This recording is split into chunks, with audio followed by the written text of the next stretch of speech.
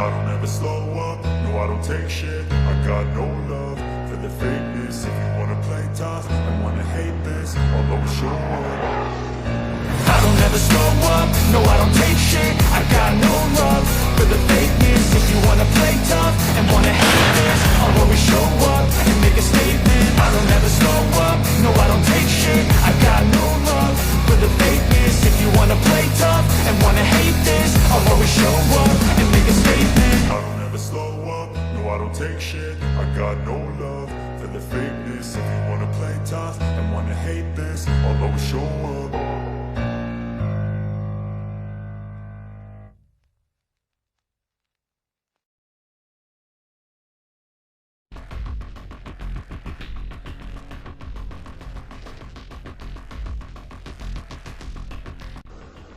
Hello friends, we're starting with a pair of Ukrainian MiG-29s on their way to their first mission, fully loaded with short-range missiles to intercept the drones and cruise missiles that the invading horde launches against civilian infrastructure. Currently, negotiations are underway for the transfer of 14 Polish MiG-29s, which are being decommissioned, although the deal is not yet finalized. Let's hope that both countries can reach a satisfactory agreement for both sides soon.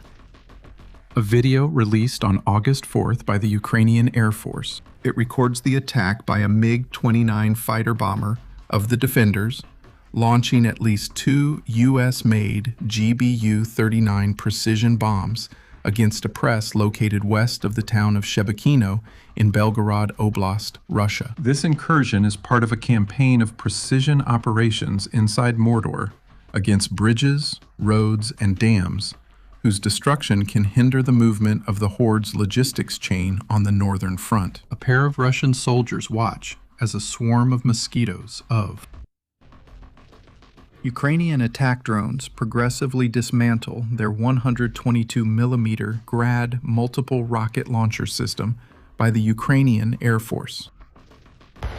Progressively dismantle their 122mm Grad multiple rocket launcher system in the Donetsk region, from sending drones until making sure that the Grad has been completely deputinized. Maybe it's not very good for the cameraman's health to stay and watch the dismantling process. But come on, if Ivan wants to appear in the next compilation of Magyar's birds, who are we to say no? On the southern front, a group of the invaders' cargo trucks is stopped at a checkpoint not far from the Chongar Bridge, when one of them is hit by a Hornet drone. The attacks against logistics along the land bridge to Crimea have not decreased in intensity, and they take advantage of bottlenecks in different parts of the route to make life even more miserable for the illegal tourists. On the 13th, the Ukrainian Air Force successfully used state-of-the-art Magura naval platforms as motherships, FPV attack drones, which were used during the last days of July to attack 2 Russian radar systems critical for the defenses, as widely reported in Crimea. The targets were a command vehicle of the Potlet radar complex and an interrogator radar for friend or foe identification, IFF, for the system. The Magura platforms remained offshore, launching a swarm that took care of the ground targets. This represents the first documented combat use of these naval drones in this aircraft carrier role against ground targets by the Magura family, which has destroyed 9 Russian vessels and damaged another 5. In addition to neutralizing several helicopters and fighter jets belonging to Russia's Black Sea Fleet, using anti-aircraft missiles and remotely controlled turrets. The Magura series includes the V5 and V7 combat variants, which are capable of swarm operations and feature advanced communications and modular weaponry. By turning these unmanned surface vessels into mobile launch platforms for short-range FPV attack drones, the defenders have extended the effective range of these low-cost aerial munitions, spread over time the exposure of their vessels. With the destruction of these 2 systems, the defenders have increased the effectiveness of these low-cost, high-precision aerial munitions while minimizing the exposure of their vessels.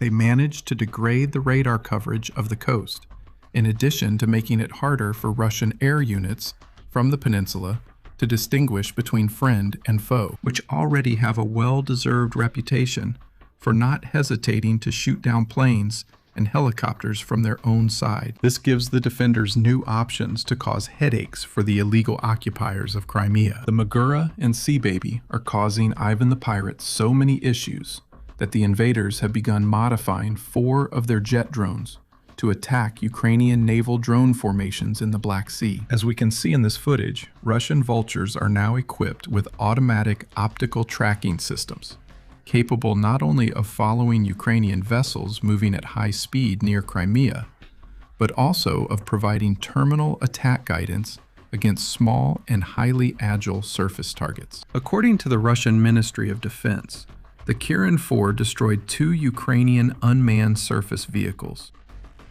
The Russian Ministry of Defense said one was an attack Mosquito unit and the other an electronic warfare vessel, both about 80 kilometers from Ochakov, Ukraine. The seeker configuration of the Kirin 4 features a redesigned nose with an electro-optical sensor in computer vision, according to footage released by the force. Ukrainian intelligence reported that this new variant of the Kirin family was introduced into combat at the end of May this year. On the southern front, unmanned systems units are carrying out a quiet but sustained campaign to destroy the energy infrastructure used by the forces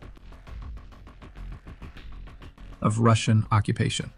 For this purpose, unmanned systems forces carried out a series of precision strikes at night on August 3rd, neutralizing 10 critical energy facilities in the Donetsk and Crimea oblasts. This operation, codenamed Crimean Switch-Off, was launched on July 1st and has already reached 187 energy targets, including electrical substations, thermal power plants, and gas distribution facilities. In Crimea, Donetsk Oblast, and adjacent areas, this represents an advanced form of war of attrition, where the defenders use unmanned systems that are low cost and mass produced against fixed high-value targets that require costly repairs if they are hit. These substations and power generators supply the radar systems, air defense batteries, command and control nodes, electronic warfare systems, and fuel supply centers by the Ukrainian Air Force. Intermittent blackouts or reliance on generators, which in turn consume the limited diesel available. This will only keep getting worse day after day. On the southern front, a farmer was chased and attacked deliberately by a Russian drone.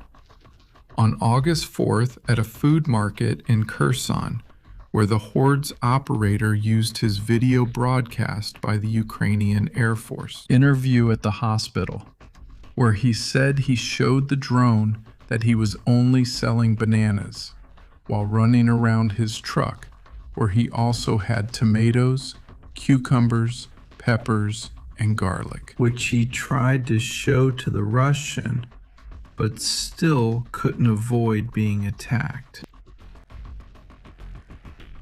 His truck was destroyed, but at least he managed to save his life and his wife's. The Russians deliberately attack civilians, calling it a human safari. Good thing. Menos mal que los invasores. They came to save Russian speakers from bad Ukrainians.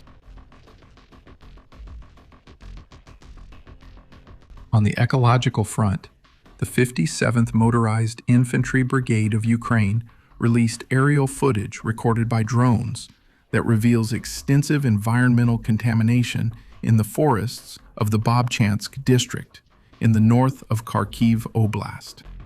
The video shows the trees tightly covered by thousands of kilometers of thin, almost invisible fiber optic cables left by Russian attack drones operating in the area. These cables, which form taut networks stretching across the landscape, are a byproduct of fiber optic guided attack drones that transmit their control and video signals through fiber instead of radio, making them highly resistant to interference. The reels can reach between 20 and 50 kilometers in length, and the cables from previous incursions quickly accumulate in the gray zone, since they are not biodegradable, creating deadly traps for animals. While both Russian and Ukrainian forces use fiber optic guided drones, the 57th Brigade attributes the dense accumulation of visible fiber optic cables in the forests to Russian operations. These cables have even started to be used by some bird species as material to build their nests.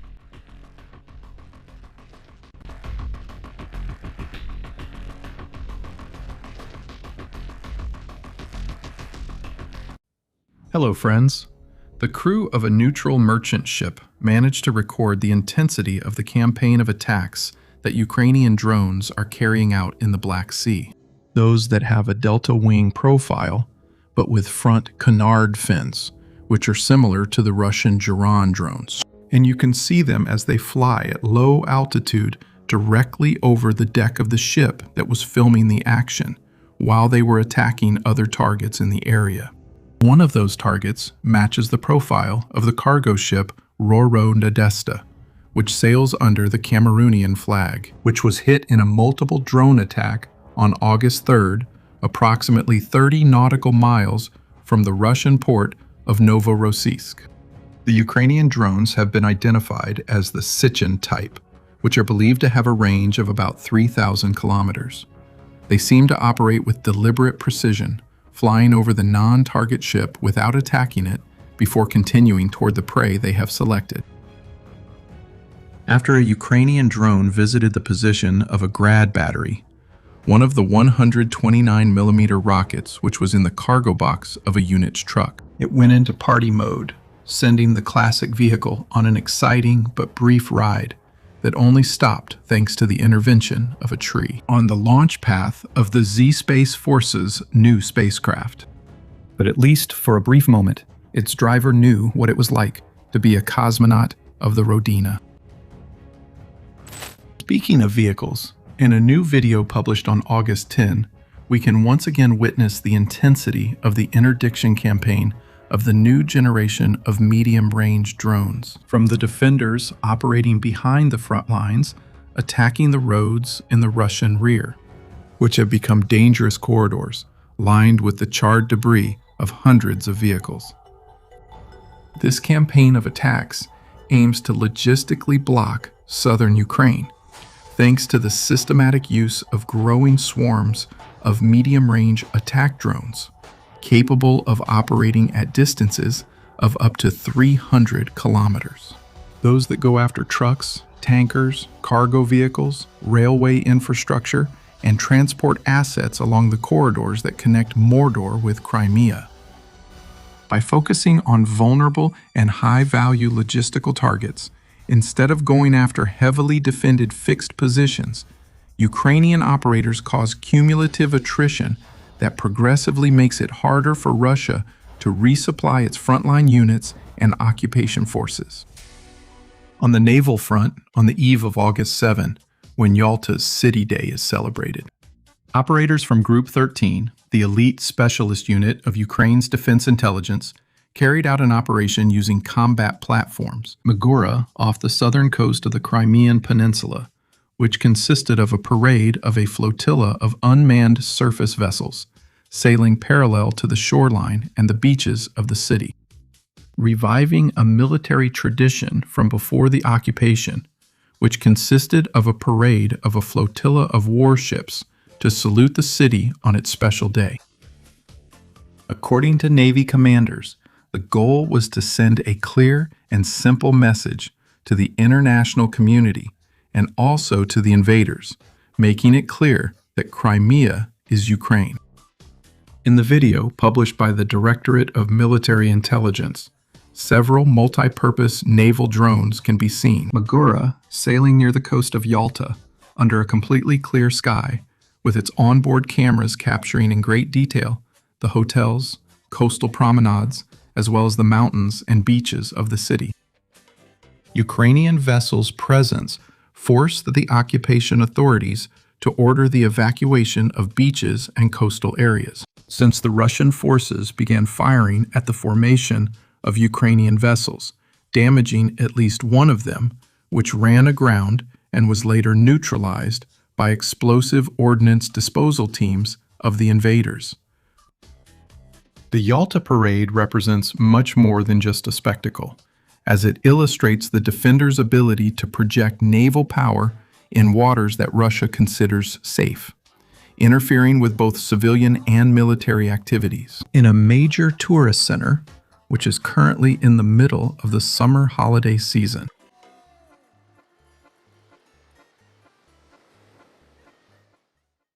In an example of the importance of early reconnaissance, operators from the 68th Dovish Air Mobile Brigade neutralized a Russian BM-21 Grad multiple rocket launcher system that was attempting to deploy in the Suja area. The target was initially detected by the brigade's reconnaissance battery and was later attacked by the systems unit's Mosquito drones. Unmanned Dovish Hornets caused a massive detonation of the launcher's ammunition, which eliminated the entire crew of invaders.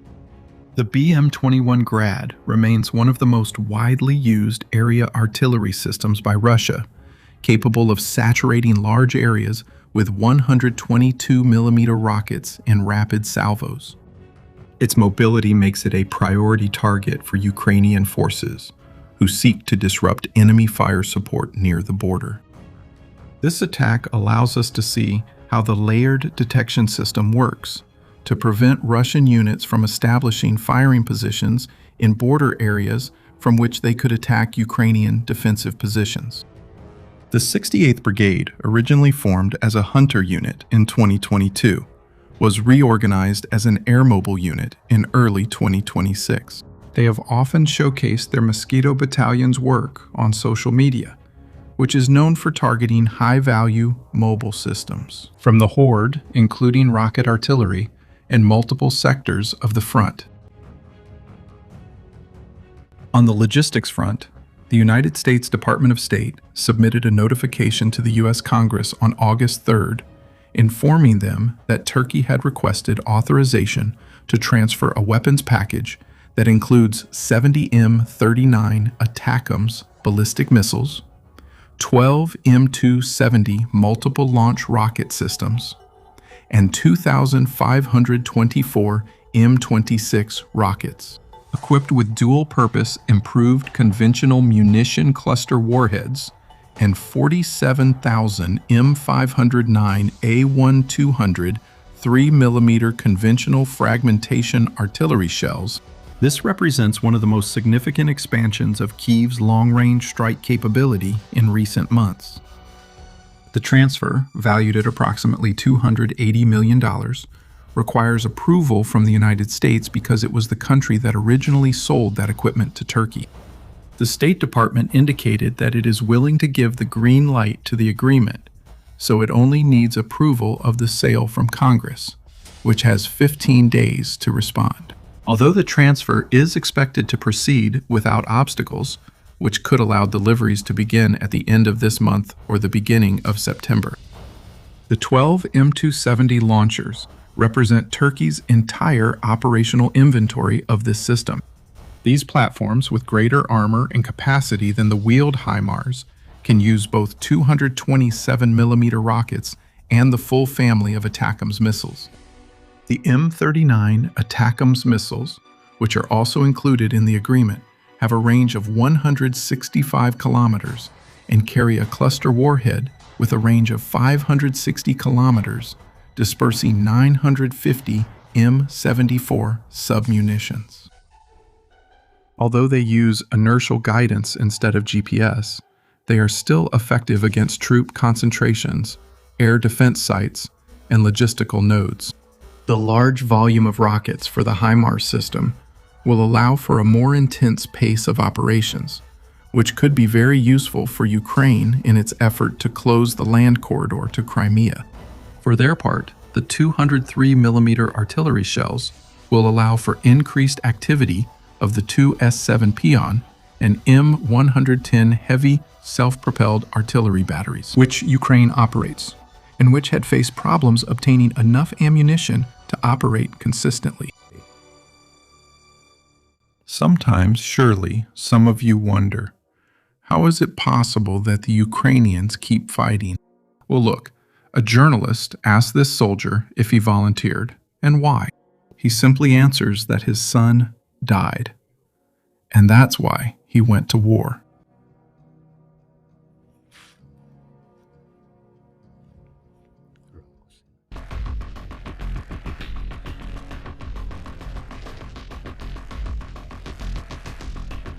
Hello, friends. We start with footage from a Russian drone that's lying in ambush, which records how a Ukrainian mosquito passes over its position. And it uses a high-powered laser to damage the fibers of the optical control cables, causing the Russian drone's feed to go from normal to disconnected in just 1 second. Apparently, the laser makes the cable absorb a large amount of light, which quickly turns into heat, damaging the control cable, which is usually made of thin glass or polymer filaments surrounded by a thin protective layer. We'll have to see if this solution becomes widespread in the coming months, or if other more mechanical solutions are tried. Both sides are looking for alternatives to eliminate fiber optic controlled drones, which have become a serious threat. As shown in this video from a Russian reconnaissance drone, it recorded how in a short stretch of a Frontline road, you can literally see dozens of attack mosquitoes from the defenders, waiting for some Z invader to pass by so they can give them the traditional Ukrainian welcome. For me, this footage is also a clear indication that the Ukrainians are using artificial intelligence control systems to operate their swarm, because it's hard to believe that they have that many drone operators to control so many mosquitoes in such a limited segment of the front. Gentlemen, I think Ivan will have a great time getting through here. Speaking of that, this is interesting. In this recording, we can see a terminal autonomous attack sequence of a medium-range mosquito equipped with a Lupinus THL-1 guidance module. The operator initiates the process, designating the target, which is precisely identified. As it approaches, the system acquires the target. Due to Z electronic interference, the operator loses control, at which point the system proceeds with the attack autonomously. Another drone arrives at the station to confirm the hit and continue engaging the remaining targets. This terminal guidance system, produced by the company The Fort Law, is low cost and is being rapidly integrated into different types of attack drones, which has resulted in an increase in the conflict masses of.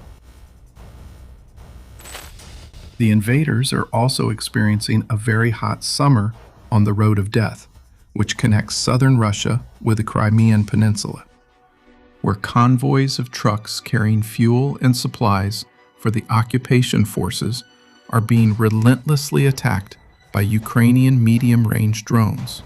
To protect themselves, the invaders are using mobile air defense equipment, which, judging by the footage in this report, seem to be just as dangerous, or even more so, for the trucks as the Ukrainian drones themselves. Why do I say this? Well, because they're firing over a straight road, and those bullets, sooner or later, will give in to the law of gravity, falling on the same convoy trucks or simply on other vehicles. In any case, Ivan is always innovating, and in this case, they're showing us the use of their new anti-drone system, which costs 500 million rubles per unit, the S-Palo 5000. Completely stealthy, environmentally friendly, and it doesn't require batteries or complex maintenance. Why?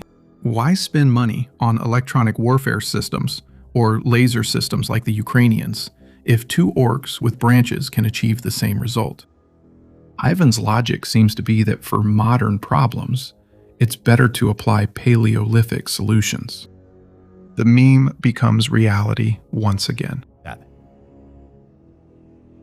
On the Donetsk front, the drone operators of the 12th Azov Special Forces Brigade of the Ukrainian National Guard destroyed a convoy with more than 50 Russian vehicles that were gathering 20 kilometers from the front, thinking they were out of reach of the Ukrainians. However, their position and the composition of the force had already been detected by the defenders' reconnaissance drones, which quickly coordinated the deployment of a large swarm of attack drones that descended on the Ivan's Mad Max-style vehicle column, made up of cars, vans, pickups, quads, Kamaz trucks, and even an artillery piece, all of which were systematically destroyed before they could even move to the front line to launch their raid near the settlement of Sofitka. The results of the attack can be seen on the ground, thanks to the video from another invader who passed through the same area, where you can clearly see how the stretch of road was completely covered with the charred remains of vans, trucks, and all kinds of civilian vehicles.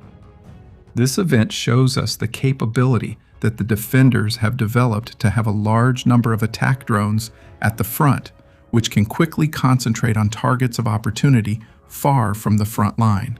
Faced with the increasing losses of armored vehicles throughout the theater of operations, Russian commanders are resorting to the massive use of civilian and unarmored vehicles, not only to carry out logistical tasks, but now directly to participate in assault missions, assaults without armored support. In this case, the decision to concentrate more than 50 of these light vehicles in a single location proved catastrophic.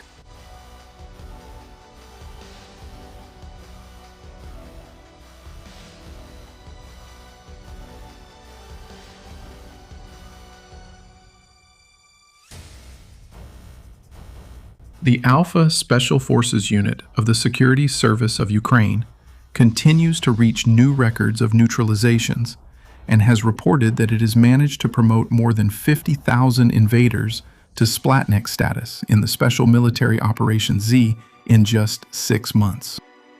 The Alpha soldiers operate on multiple fronts, where they have specialized in decimating the orcs who try to advance on a daily basis. Their work is so effective that in just 1 week, they managed to neutralize nearly 1,300 invaders. In fact, I was surprised to learn that Alpha is competing with the 414th Brigade for the top spot in demilitarizing orcs over the past year. Something I didn't expect, but it makes sense because the members of this unit preferred to keep a lower profile to do their job better.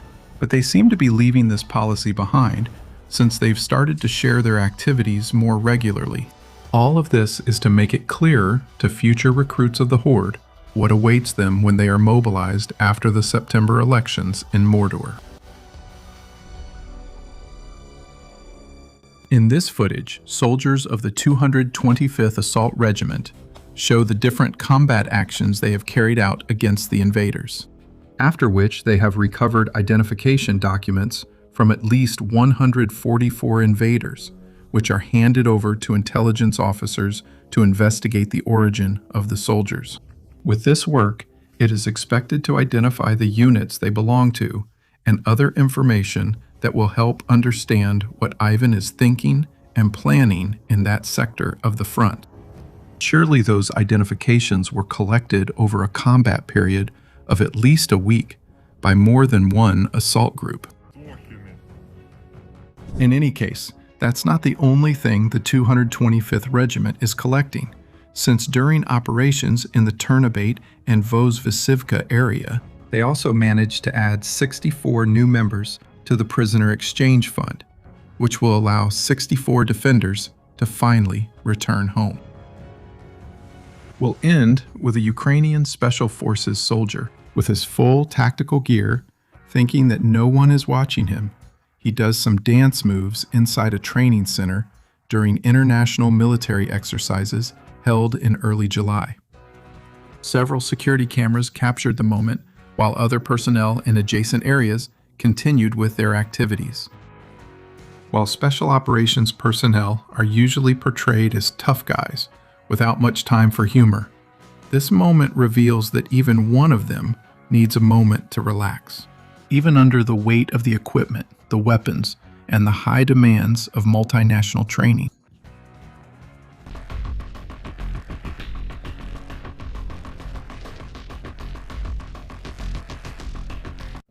Hello, friends.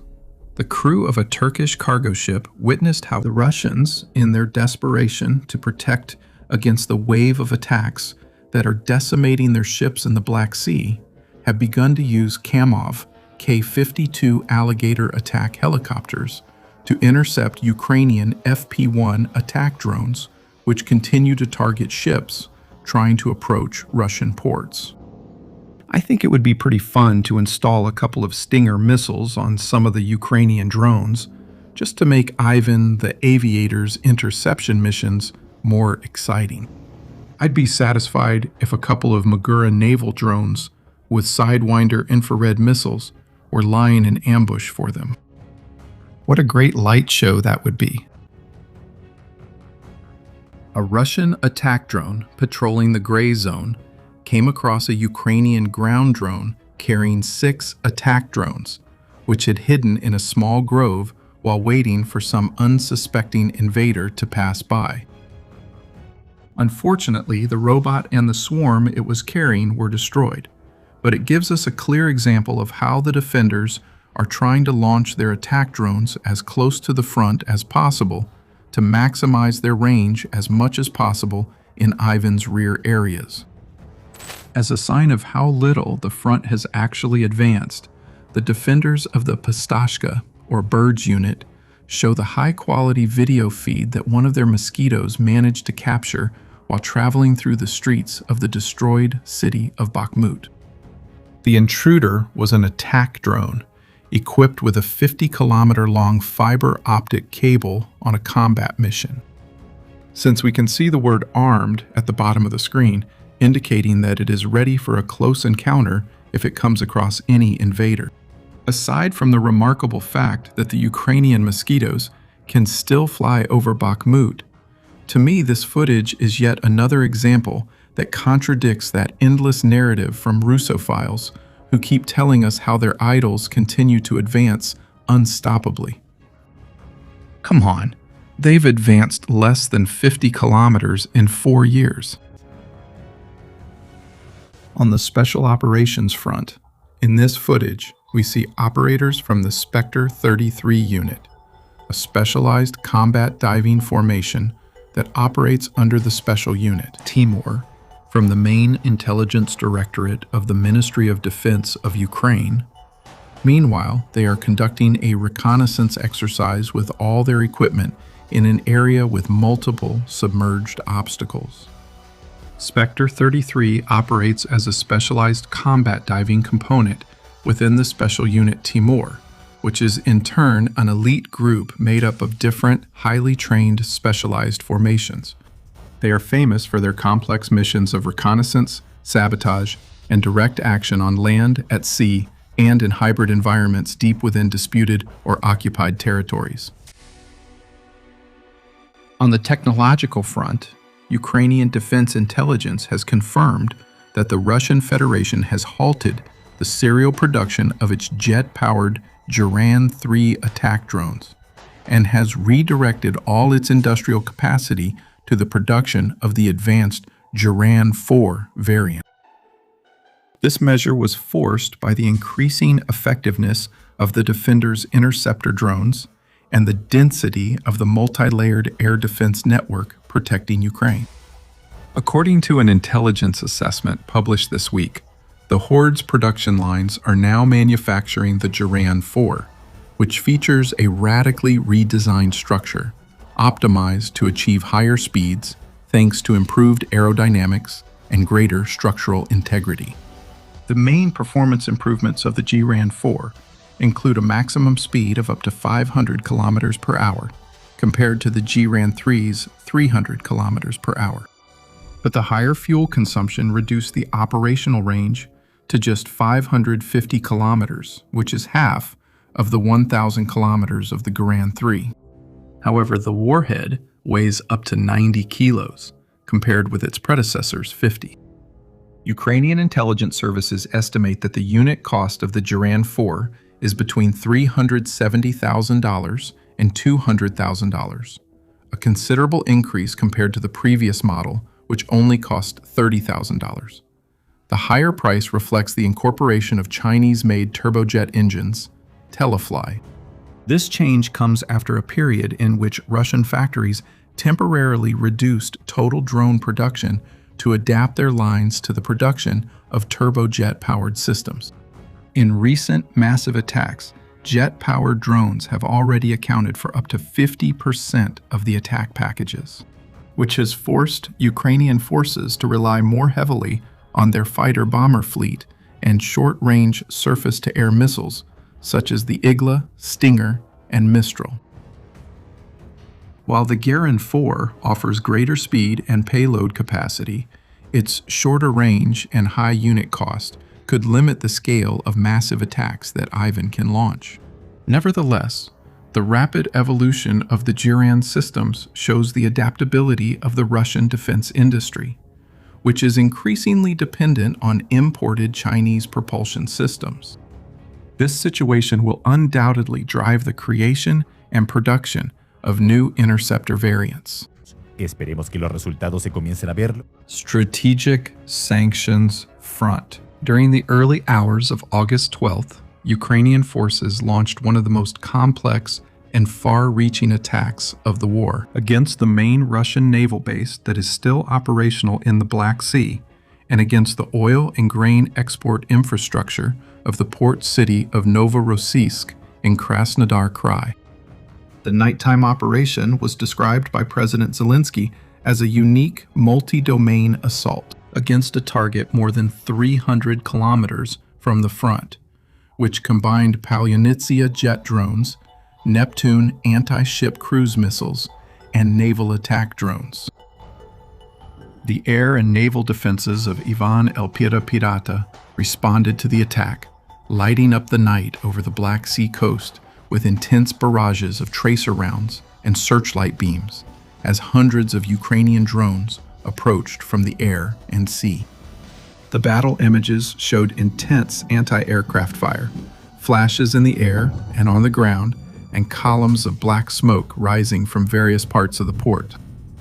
By morning, NASA's FIRMS data confirmed multiple fire hotspots in the port area, especially near the Sheshkaris oil terminal complex, the port's fuel storage tanks, and the facilities adjacent to the naval base.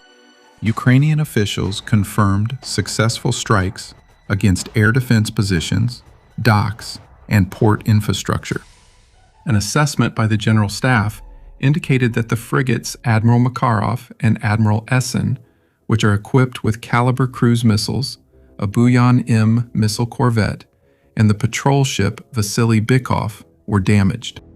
Other casualties of the raid included a radar from an S-300 anti-aircraft battery, a mobile fire group, and infrastructure at several docks. The commercial port also suffered significant damage, including two of the largest grain terminals in Novorossiysk, which suspended their operations after suffering damage to loading galleries, elevators, and related infrastructure. The Sheshkaris oil export complex, a key hub for Russian crude oil and petroleum product exports, experienced fires and structural impacts. Novorossiysk is one of the ports through which a substantial portion of Russia's grain exports pass, as Russia is the world's largest wheat exporter. Therefore, the temporary suspension of operations at the terminals immediately caused an increase in futures prices. Significant damage also occurred in the city, and it was reported that more than 21 buildings had been hit by Russian anti-aircraft fire and debris from downed Ukrainian drones. Literally the day before the attack, U.S. Vice President J.D. Vance had asked the Ukrainian government not to have its forces attack ships entering or leaving the port of Novorossiysk, a request to which the defenders agreed. But no one said anything about not attacking the port. Well played, gentlemen. Very well played.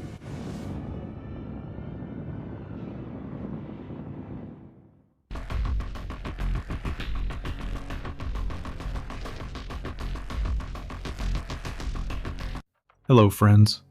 A Ukrainian soldier is keeping watch at the front when he notices something moving near his position, and to his surprise, he realizes it's an invading caterpillar trying to pass by undetected.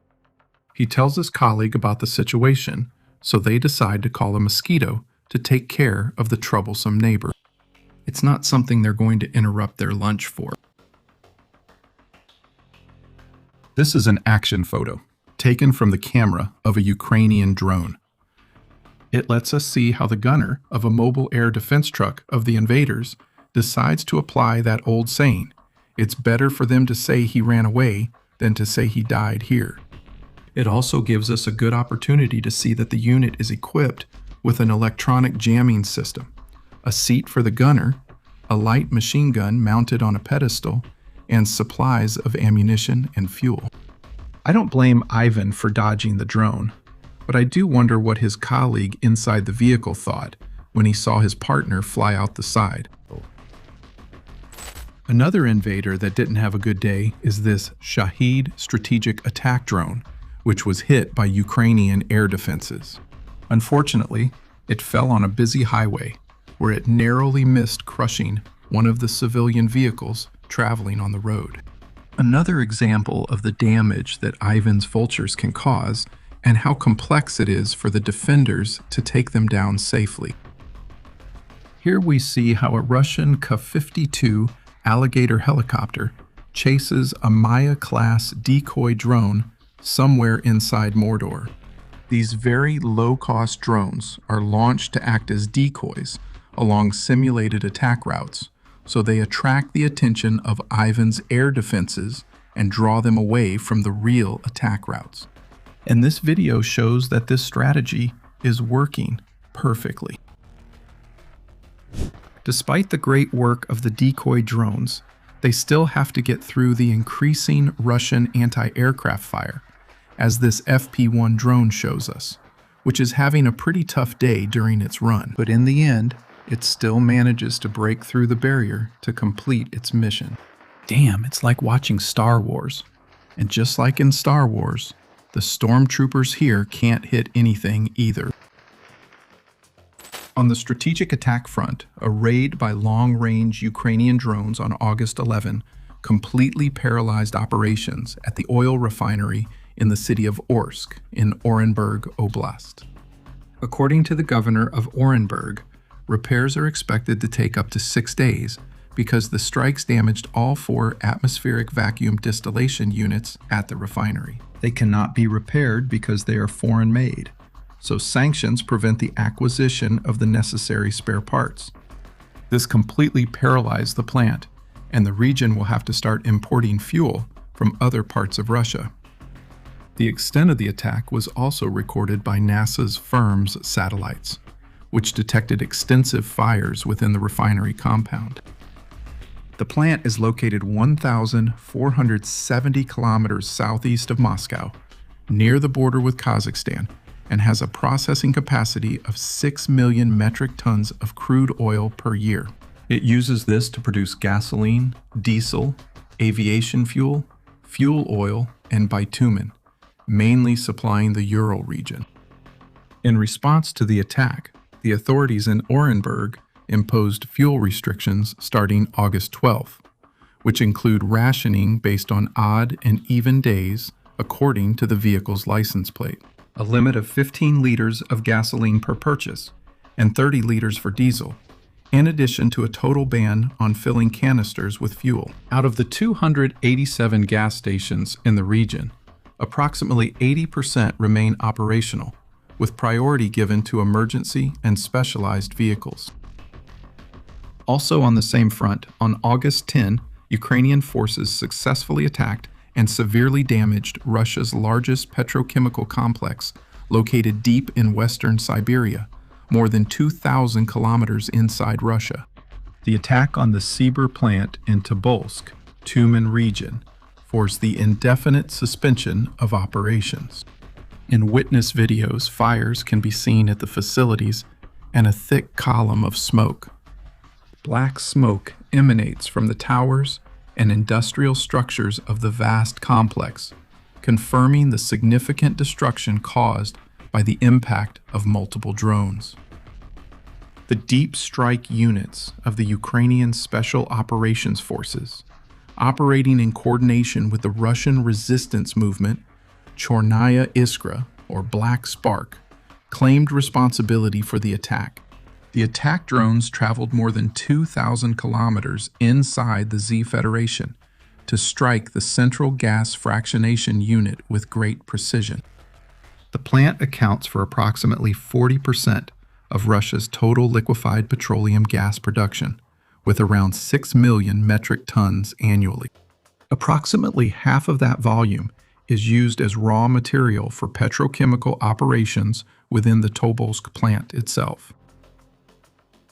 In addition to LPG, the complex is a major producer of basic polymers and other dual-use chemicals, such as butadiene, isobutylene, maleic anhydride, and MTBE, which are used in the production of rocket fuel, aviation fuel, composite materials for unmanned aerial vehicles, and high-octane gasoline.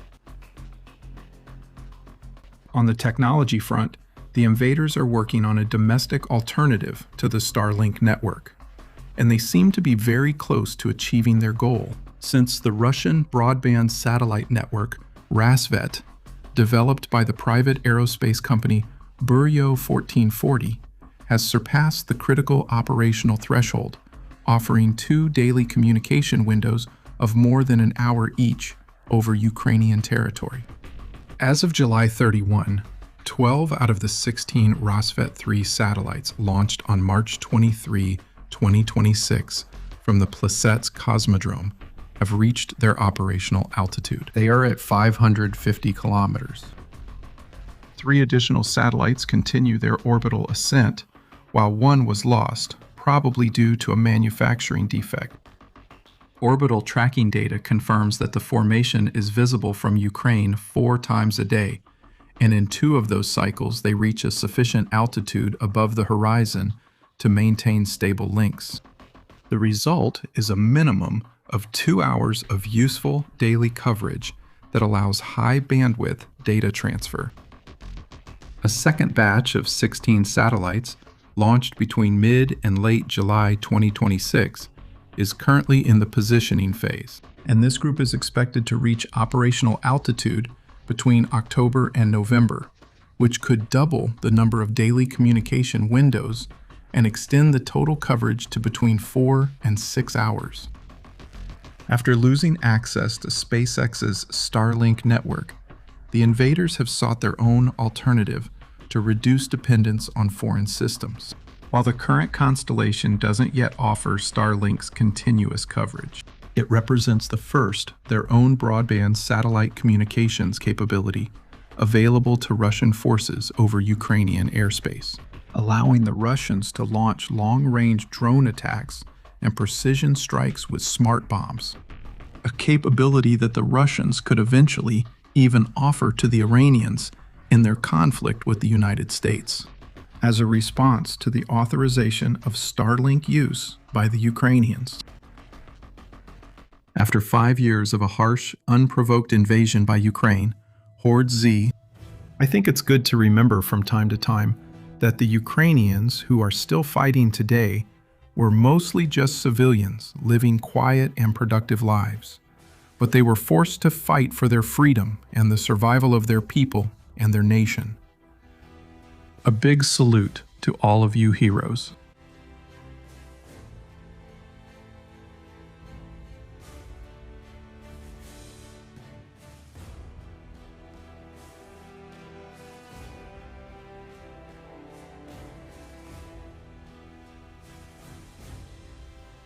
If you want to see additional content about the war in Ukraine, I invite you to visit our 2 new channels, where we present information about the war in a different format. Don't forget to check them out. Remember to visit our Patreon, where for just $1, you'll have access to a large number of uncensored videos and documentaries. Remember to like and subscribe to the channel.